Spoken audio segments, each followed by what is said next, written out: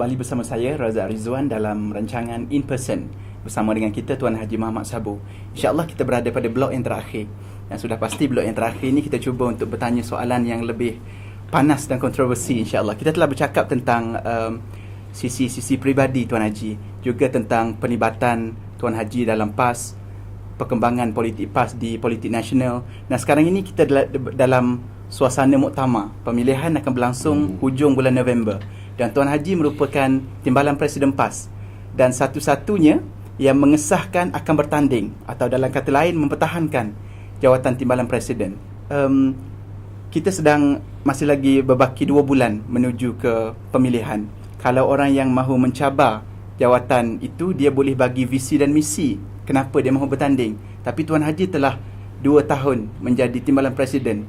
So, bukan lagi soal visi dan misi, tapi tentang performance. Jadi sebelum orang lain menilai performance timbalan Presiden, hari ini kita bagi peluang kepada Tuan Haji untuk menilai performance sepanjang 2 tahun Tuan Haji menjadi timbalan Presiden. Payah nak nilai diri sendiri. Kalau kita cerita yang baik-baik, orang kata masuk bakul akak sendiri. Tapi saya dalam menjadi timbalan Presiden ini, saya membantu Presiden PAS di bidang yang beliau tidak tumpu dalam bidang yang lain. Misalnya hal sidang antarabangsa, hal-hal program dalaman parti, dasar-dasar parti.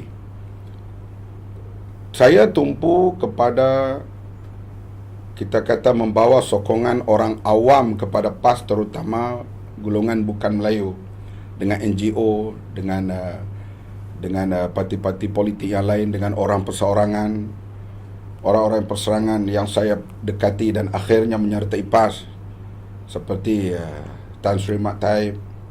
Begitu orang perseorangan yang saya dekati, orang seperti Tan Sri Kadir Syed Fadil, orang perseorangan yang saya dekati seperti Datuk Fauzi Syahri, dan banyak lagi lah, Tamrin Ghaffar dan sebagainya.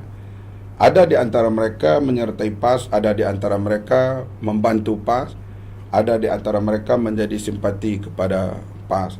Begitu juga badan-badan NGO yang saya rapat dengan pimpinan-pimpinan mereka. Saya main peranan dalam bidang ini untuk melebarkan pengaruh PAS, terutama kepada non-Muslim. Dan perjuangan saya hal mobilisasi demokrasi ini masih jauh daripada pencapaian, walaupun kita dapat sedikit.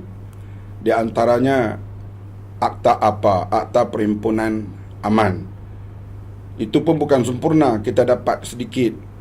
ISA kita dapat hapuskan, tetapi sekarang dia introduce pula akta baru seperti ISA, iaitu Akta Pencegahan Jenayah, yang juga tidak perlu dibicarakan setelah orang itu disyaki melakukan jenayah dan boleh disalahgunakan. Terusnya, kalau saya diberi amanah lagi untuk terus berada di nombor 2 dalam parti ini, saya nak tumpu di antaranya terus hal demokrasi. Ini kira manifesto kata. Ya, yang kedua ialah integriti dan etika. Saya nampak di dunia Islam, soal etika dan integriti ini begitu jauh ketinggalan diamalkan oleh rakyat, sedangkan ianya adalah daripada ajaran Islam. Kalau kita pergi ke Eropah, misalnya di Frankfurt, Jerman, kita naik kereta api bawah tanah, kita yang bayar, kita naik, tak ada siapa cek sama ada kita beli tiket atau tidak. Dia mendidik rakyatnya supaya amanah.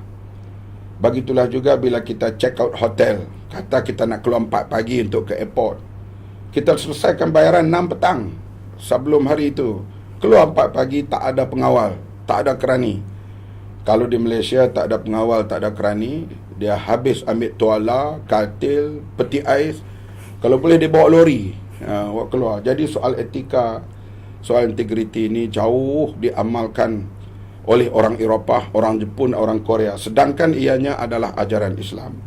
Dan perkara ini menjadi idaman saya untuk saya perjuangkan bersama dengan rakan-rakan yang lain lah, iaitu soal demokrasi, soal integriti dan etika. Dan kita bercakap soal semua ustaz bercakap, saya pun bercakap, kita bercakap, al-murtashi wal murtashi finnar. Pemberi rasuah dan penerima rasuah tempatnya dalam neraka. Tapi kita lihat statistik, negara orang Islam lah paling tinggi mengamalkan rasuah. Paling rendah rasuah. Ukuran negara di dunia ini jatuh nombor 1 di keluar 3 minggu yang lalu ialah kepada Denmark. Kemudian Sweden, negeri-negeri Skandinavia, alamat rasuah mereka hampir kosong. Sedangkan di dunia Islam, rasuah paling tinggi. Artinya ajaran Islam diamalkan oleh orang lain. Ini di antara cita-cita saya untuk bagaimana berusaha mengembalikan ajaran Islam, amalan Islam kepada orang Islam dan kepada orang di sebelah kita. Jadi itu manifesto untuk Tuan Haji bagi pemilihan kali ini. Jadi saya rasa itu merupakan sesuatu yang agak luar biasa dalam pemilihan PAS. 2011 merupakan pemilihan yang pada saya paling bersejarah dalam pemilihan PAS. Tidak pernah timbalan presiden daripada bukan kalangan orang lulusan agama. Tapi Tuan Haji memecahkan mindset ahli PAS dengan menjadi orang pertama menjawat jawatan itu. Tetapi selepas daripada 2 tahun Tuan Haji menjawat jawatan timbalan presiden, masih makin kuat timbul polemik soal jawatan presiden dan timbalan presiden harus ulama. Sedangkan timbalan sekarang sudah bukan ulama. Tidakkah Tuan Haji melihat itu sebagai satu, kalau perkataan kasarnya, kegagalan Tuan Haji sebagai timbalan presiden untuk membentuk mentaliti ahli bahawa boleh sahaja timbalan presiden bukan ulama dan sudah pun bukan ulama dan memang layak, tidak boleh dipersoalkan? Bagaimana memang Tuan Haji melihat? Sudah menjadi percakapan, bukan kata 2 tahun yang lalu sebelum itu.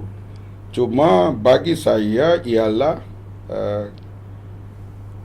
ahli PAS setengah-setengahnya itu dia tidak mendalam soal tujuan kepimpinan ulama itu.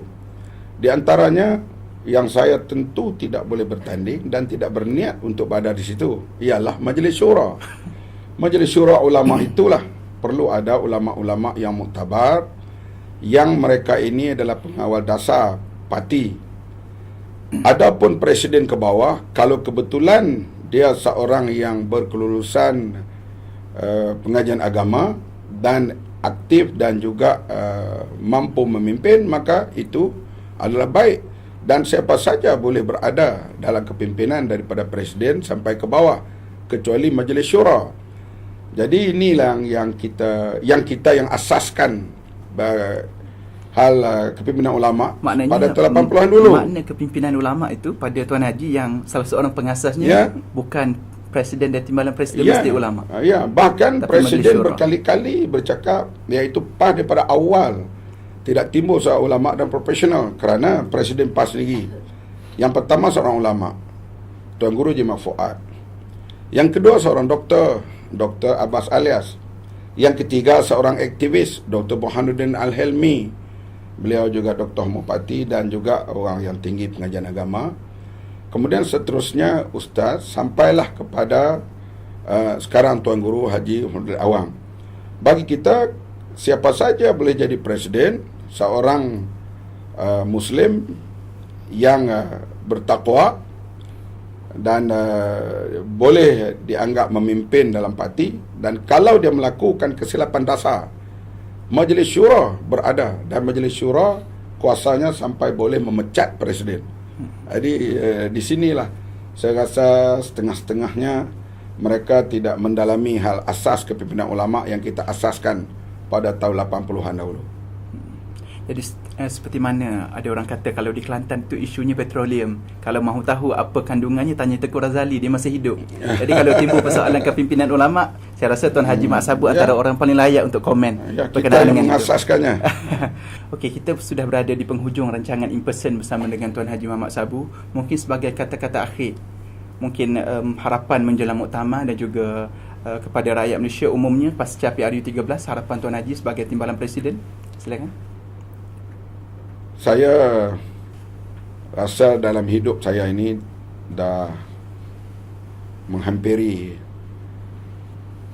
setahun lebih lagi akan mencapai 60. Sudah berada dalam parti lebih 35 tahun. Saya amat rasa melihat keadaan bahawa etika akhlak orang-orang Islam secara umum belum ada di tahap yang memuaskan hati saya. Dan begitulah juga di seluruh negara Arab. Kita berada dalam lengkungan dunia ketiga. Apa yang berlaku di Mesir, di Syria, di Algeria, di Tunisia, di Yaman, di Sudan. Orang Islam secara umumnya belum keluar daripada alam jakun. Yang berkuasa cuba mempertahankan kuasa, termasuklah secara tidak demokratik. Masih ada di negara orang Islam menembak, tentera dan polis menembak orang awam yang tidak bersenjata. Di Malaysia sendiri, perubahan demokrasi keandalan media jauh daripada ianya dapat direalisasikan.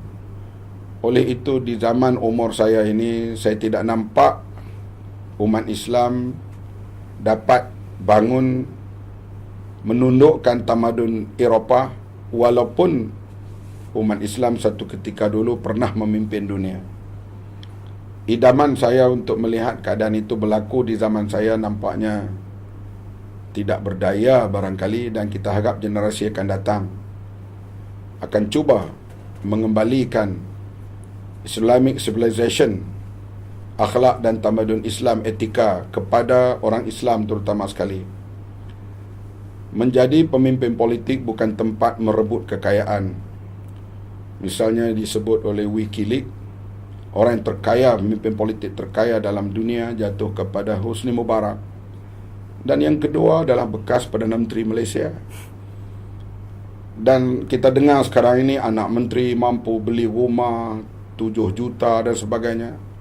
Artinya kuasa politik masih digunakan untuk mencari kekayaan. Bukan kuasa politik digunakan untuk mencari jalan bagaimana untuk mengangkat martabat bangsa, martabat agama.